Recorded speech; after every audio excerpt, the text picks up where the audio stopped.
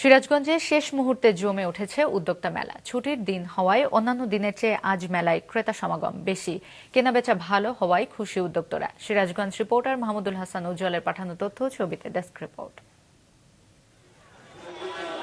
সিরাজগঞ্জ শহরের বাজার স্টেশন ৭ রাস্তার মোড় এলাকায় মুক্তির সোপানে চলছে উদ্যোক্তা মেলা।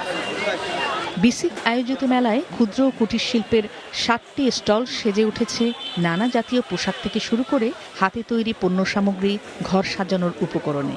রয়েছে মুখরোচক খাবারের পাশাপাশি শীতের বাহারি পিঠাপুলি।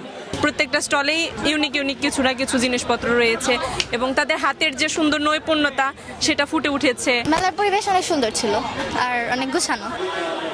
সুলভ মূল্যে পছন্দের পণ্য পেয়ে খুশি ক্রেতারা। জুয়েলারি আছে, কাপড় চোপড় আছে, তারপর অনেক ফুড আইটেম আছে।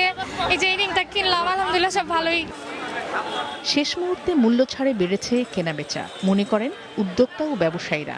স্থানীয়রা ছাড়াও আশেপাশের বিভিন্ন জেলা থেকে মেলায় অংশ নিয়েছেন উদ্যোক্তারা।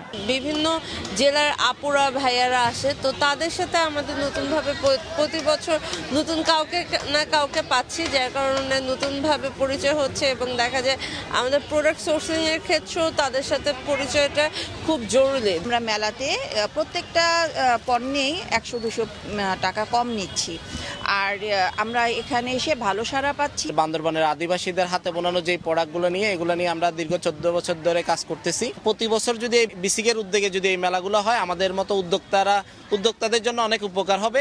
আমাদের বেসিক্যালি মেলাতে সবচেয়ে বেশি চলছে হচ্ছে হ্যান্ডিক্রাফটের প্রোডাক্টগুলো, বুটিক্সের আইটেমগুলো, যেগুলো আমাদের দেশীয় প্রোডাক্ট, যেগুলো আমাদের দেশেই তৈরি হয়। 18 ডিসেম্বর শুরু হওয়া উদ্যোক্তা মেলা শেষ হবে 28 ডিসেম্বর। মাছরাঙা নিউজ ডেস্ক।